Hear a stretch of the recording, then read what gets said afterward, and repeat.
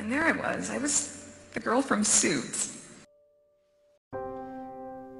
This one's wife. Where are the other 46? Hello.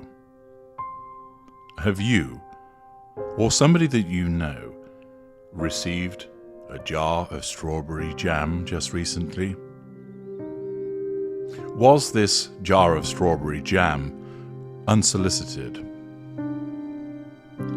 Did it just appear, delivered to your door, surrounded by lemons in a bowl? Were you left anxious and shocked as a consequence of the shoddy workmanship of this particular product? Were you alarmed by the insipid nature of the jam contained within the glass jar? Were you left shocked, confused, and bewildered as the label started to fall away from the jar without anybody touching it? Did you experience symptoms of panic and depression as a consequence of the insignia placed upon the label, unable to comprehend what it meant? Did you find yourself discombobulated, disorientated by the scrawl and the name American Riviera Orchard? Did you find yourself suddenly fearing that one of your elderly loved ones had passed away in a retirement home, and that they had been reduced, like Solent Green, to a jar of jam which was now being delivered to you as a memento? Perhaps you experienced feelings of rage, aggression, and anger as a consequence of this demeaning act. Did you find yourself unable to sleep, experiencing bouts of insomnia, doubt, and confusion as you sought to reconcile why a jar of strawberry jam was presented to you, surrounded by lemons? Did you feel violated? Did you feel intruded upon? Did you feel that your rights had been trampled on by the unsolicited delivery of a jar of jam from American Riviera Orchard? If any of the above applies to you, you are not alone. Our team of crack lawyers will be looking at the most effective way to secure compensation for you so that you can rebuild your life after this shocking event. Our specially trained lawyers, who are also Grade A psychotherapists, will be there 24 hours a day, 365 days a year, subject to charging arrangements, to support you through this difficult time. We here at Scam Jam recognize the value of swift action to correct injustices, such as the flagrant delivery of unwanted jam upon unsuspecting individuals. Let us hear from Mary. Her name has been changed to protect her identity. Well, I was there sitting on my there porch. It was a beautiful day. The sky was so blue, so pretty. And all of a sudden, this guy, he was from UPS. He comes a-strolling up the pathway. I thinks to myself, I ain't ordered anything from UPS. I turned to Jethro, didn't I? Yeah, you sure did. I turned to Jethro and I said, Jethro, have you ordered anything? He told me, oh, I haven't. And I knew I hadn't ordered anything. Already, I started to feel my heart beating faster. I thought to myself, could this be some kind of scam that somebody's ordered something using my bank account? Anyway, the UPS guy, he was wearing shorts. He was real cute. He handed over his parcel.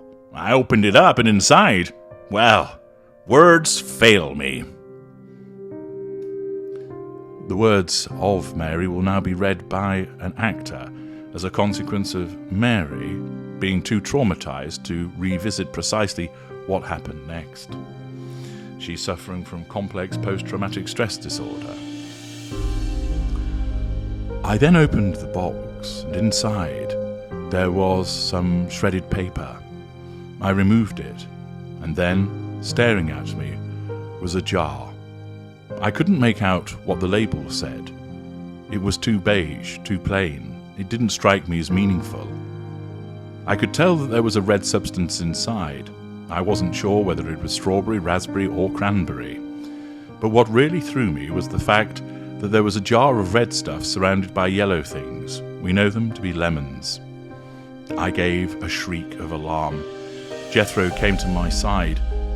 He took the offending object away from me and threw it onto the lawn as if it was some kind of nasty chemical that would harm me. The rest is just a blur. I believe that Jethro called 911 and the emergency services attended on me. I am determined to seek justice for what happened to me that day, for being a recipient of this unwelcome and unpleasant gift. Don't wait. Do as I do and instruct Scam Jam lawyers to seek recompense on your behalf today. A salutary tale there from Mary, one of many individuals. We understand a total of 50 who have received this jam in alarming circumstances. Ensure that you are not denied justice by calling 1-800-SCAM-JAM, and you'll be put straight through to one of our leading attorneys who will guide you through the process of seeking compensation. Well, I'm H.G. Tudor, and there a sobering thought in relation to the poor victims of the Scam Jam, and it would appear, unsurprisingly, that the ball-washing bastards that are the lawyers are straight in there trying to make money off the back of it. But so far, only 4 people have come forward to admit that they've been the victims of this awful travesty. Delphina Blaquier, Tracy Robbins, Mindy Kaling, and Kelly McKee Zafir. That means that there are 46 hapless souls out there who may well be suffering in silence, tormented by the receipt of this incongruous gift, confused as to why they've received it, uncertain as to what to do now. But it does make a rather interesting point. 50 people have been sent these jars. 4, only 4, have come forward so far. There's less than 10%. Have these people not come forward because they don't want to be associated with this shitty product? Maybe they don't have social media, so they've nowhere to post it. Perhaps they don't want to post it because they don't want to be associated with it. Perhaps they're taking their time and it's a staggered response, so that actually this one's wife has orchestrated it so there's a drip feed of people responding, so that it's going to be spread out over a number of days, perhaps over nearly a month, as various people finally respond showing that they have received it. Or is it more likely the case that the recipients don't really want to be identified as such because they don't want to be associated with this clusterfuck of a campaign?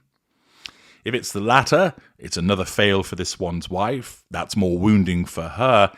And whilst, of course, we mock what she's doing, because, of course, she's worth mocking, because otherwise, what purpose does she serve? For a narcissist, this slow response and lack of response is once again wounding. The people that she sent it to will be secondary and tertiary sources, so the wounding won't be extensive. But the greater problem is that if people start to pick up on the fact that most people haven't responded to it, haven't praised it, haven't pointed out that they're a recipient of this jar of strawberry jam, the amplification applies again. And this is always the problem for this one's wife. In effect, she plays with fire by courting public opinion, by seeking public popularity. She repeatedly risks it failing, and with that comes a greater level of ridicule and exposure, resulting in a greater level of wounding for her. Thus, if only a handful of people admit that they've received a jar of the strawberry jam and the vast majority fail to respond, that will undoubtedly be reported on by the press in due course, which will amplify the initial wounding, and thus amounting to another bad day and another stupid fail by this one's wife. I'm H.G. Tudor. Thank you for listening.